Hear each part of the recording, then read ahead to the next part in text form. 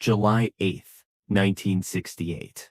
One day after Bumpy Johnson's funeral, Frank Lucas sat in his Bronx apartment, still wearing the black suit from yesterday. He hadn't slept, hadn't eaten. Bumpy was dead, and Frank had walked into that funeral with $100,000 and declared himself king. The phone rang at 9:30 a.m. "Yeah, Mr. Lucas, this is Albert Weinstein. I was Mr. Johnson's attorney. I have something for you. Mr. Johnson left specific instructions that I deliver it personally." One day after his burial, Frank looked at the clock. "Where?" "Your apartment. 30 minutes. Come alone." Frank's brother Huey was asleep on the couch. Frank shook his shoulder. "Get up. Bumpy's lawyer is coming." When a dead man's lawyer showed up the day after the funeral, it meant something important. 30 minutes later, Weinstein knocked. Frank opened the door. Gray suit, briefcase, alone.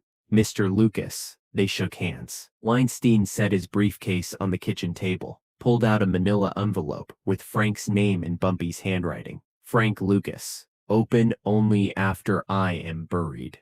"Mr. Johnson gave this to me 6 months ago," Weinstein said. "Very specific instructions. Deliver it personally. No earlier than 24 hours after his burial." Frank took the envelope, felt the weight. Something inside besides paper. "One more thing," Weinstein continued. "Mr. Johnson updated his will 3 months ago. He forgave a debt you didn't know you owed." "What debt?" "The $100,000 you placed in his casket. Mr. Johnson anticipated you might do that. He wanted you to understand it wasn't necessary, that you've already paid him back through your loyalty." Frank felt something crack inside. Bumpy had known. Weinstein stood. "Mr. Johnson was very fond of you. I hope whatever he left you brings you clarity." At the door, he turned back. "One more thing," Mr. Johnson said. "Frank will understand when he reads it, and when he understands, he'll make the right choice. He always does." Frank sat at the table, holding the envelope. Huey watched. "You going to open it?" Frank broke the seal, pulled out 2 things, a folded letter and a brass key stamped 447. "Frank, if you're reading this, I'm dead. The key opens storage unit 447 at U Store It on Amsterdam and 142nd. Inside $2 million in cash. It's yours. My gift for 15 years of loyalty. But understand where it came from. That money represents every deal I made with the Italians that I didn't want to make. Every percentage I paid when I should have told them to go to hell. Every time I bowed when I should have stood up. For 40 years, I told myself the compromises were necessary, but I was lying. The truth is, I was scared, so I paid. I bowed. I compromised. Here's what I want you to do. Take that money. Look at it, then make a choice. Choice 1, keep it. Build your empire with $2 million of compromised money. It's practical. It's smart. Choice 2, burn it. All of it. Refuse to build on my compromises. Start from zero. Do what I didn't have the courage to do. The money you keep will shape you. It'll make you think like I thought. Don't fight. Compromise. Pay the tribute. 20 years from now, you'll be explaining why you compromised, why you bowed. Or you can burn it. Refuse to carry my mistakes forward. If you burn it, do it in front of witnesses. Do it publicly. Let people see that you're not like me, that Harlem under Frank Lucas won't bow to anyone. I'm proud of you, Frank. You're the son I never had. Make the choice that lets you sleep at night. You're King Bumpy." Frank read it 3 times. Sat in silence. Huey finally spoke. "What's it say?" "Bumpy left me $2 million and a choice." Frank stood. "Get the car. We're going to Amsterdam and 142nd. 20 minutes later, they pulled up outside U Store It. Rundown facility, chain link fence, orange metal doors. Frank found unit 447. Used the key. The lock clicked open. Many details of this era were never officially recorded. If stories like this interest you, feel free to subscribe and stay with us. Inside, stacked against the back wall, wrapped in plastic bricks of cash. Hundreds of them. All hundreds. Perfectly organized. Huey whistled. "Holy shit." Frank picked up 1 brick. Felt the weight. $2 million. Bumpy's compromise money. 40 years of bowing to the Italians, concentrated in one room. We taking it? Huey asked. Frank didn't answer. $2 million could fund his first major heroin purchase, could buy political protection, could make him instantly powerful, or it could chain him to Bumpy's mistakes. Make him think like Bumpy thought. Compromise like Bumpy compromised. Frank set the brick down, walked out, looked at Huey. Get 6 people. People loyal to Bumpy, Clayton, Jerome, Big Tommy, Raymond, 2 others you trust. Tell them to meet us here in 2 hours. Tell them Bumpy left something, and I need witnesses. Witnesses for what? You'll see. 2 hours later, 6 men stood outside Unit 447. All old-school Harlem, all worked with Bumpy for decades. They looked confused why Frank had called them. Frank stood in front of them. Bumpy left me something. I want you to see it. I want you to remember. I want you to tell people what happened here today. He opened the door. Let them see the stacks of cash. Clayton's eyes went wide. Jesus Christ. How much is that? 2 million. Maybe more. Bumpy saved it over 40 years. Left it to me in his will. 2 million was more money than most would see in their entire lives. A fortune. A kingdom. Everything you'd need to become untouchable. Frank walked in, started pulling out bricks of cash, stacking them in the middle of the floor. 1 brick, 2, 10, 20, didn't stop until every dollar was in a single pile. Then Frank pulled out a metal trash can from the corner. A can Bumpy had left there, probably for this exact purpose. Frank started placing bricks into the can, filling it. Frank, Jerome said slowly. What are you doing? Frank didn't answer, just kept loading money. When it was full, maybe $500,000 crammed inside, Frank pulled out a lighter. Frank, wait. Big Tommy stepped forward. You can't. Bumpy gave me a choice. Frank interrupted. Voice calm, cold, final. Keep this money and build my empire on his compromises. Or burn it and start clean. I'm starting clean. He flicked the lighter, held the flame to a $100 bill. The bill caught. Fire spread. The money started burning. The men watched in silence. Watched $500,000 turn to ash and smoke. The smell acrid, chemical. The heat intense. When the first batch was ash, Frank loaded more money. Burned that too. Then more. Then more. It took 2 hours to burn $2 million. 2 hours of feeding cash into a fire, watching Bumpy's 40 years of compromise turn to smoke. The 6 witnesses stood the entire time. Nobody spoke. Nobody left. They just watched Frank Lucas destroy a fortune most men would kill for. When the last dollar turned to ash, Frank dumped the can onto the concrete. A pile of gray ash. That's all that remained. Frank turned to the 6 men, his face covered in soot. Suit ruined, but his eyes clear, certain. I want you to remember this, Frank said. I want you to tell everyone. Frank Lucas had $2 million and burned it. Burned every penny, because that money came from bowing to the Italians.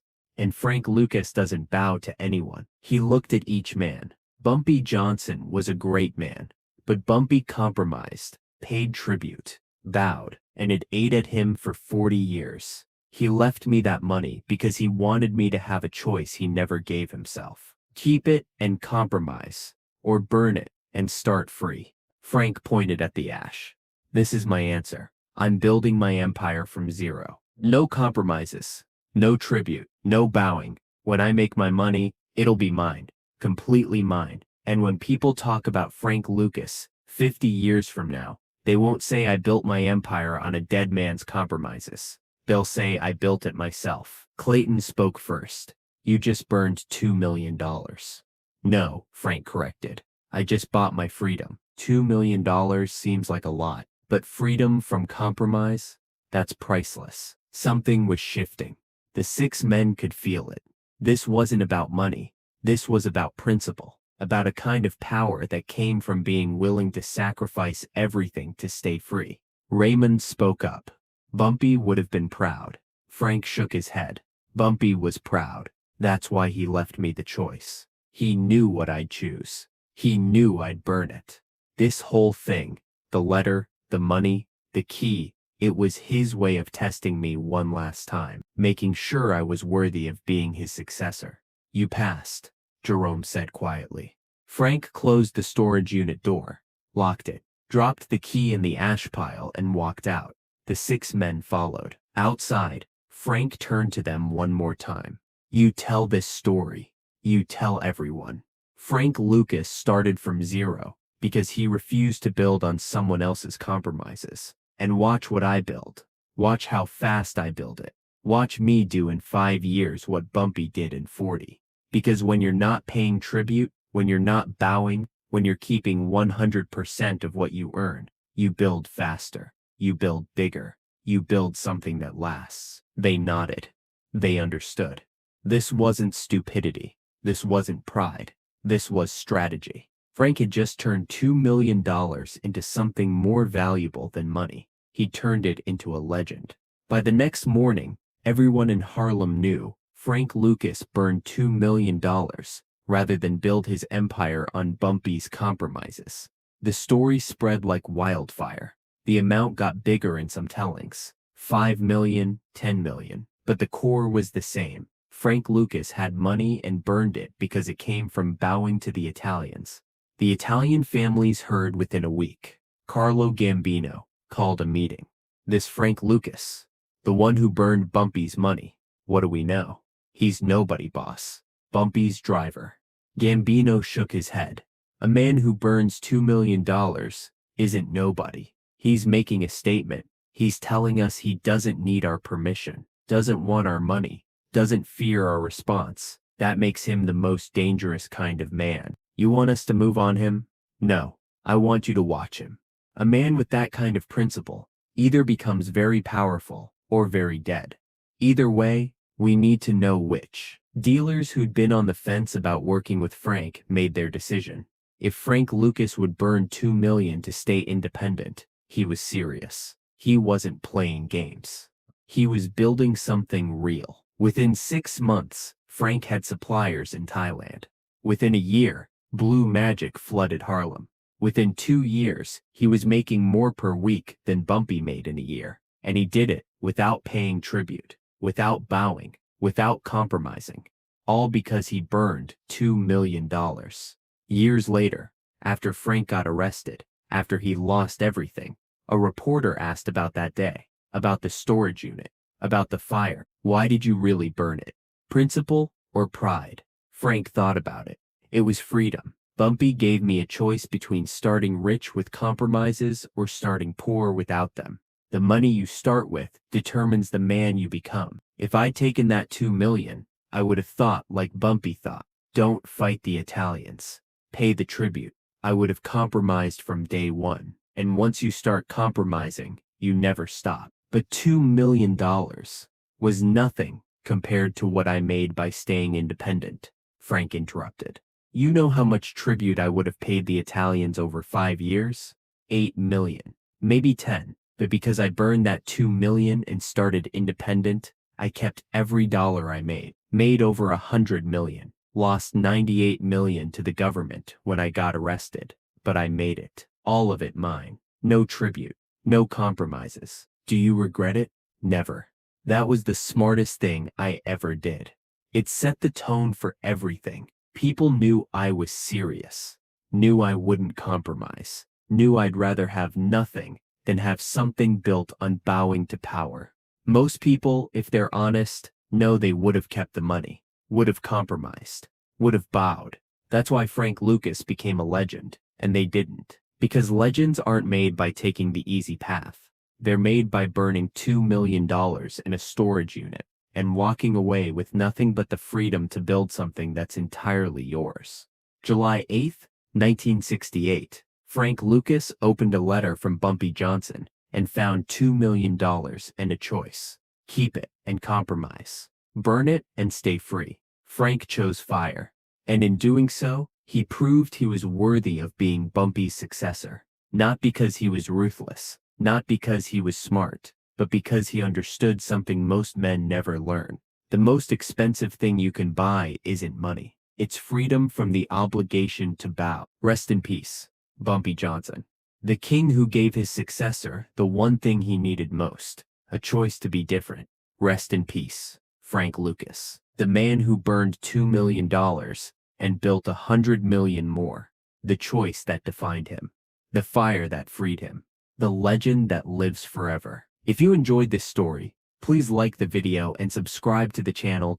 Turn on notifications for future stories, and let us know where you're watching from.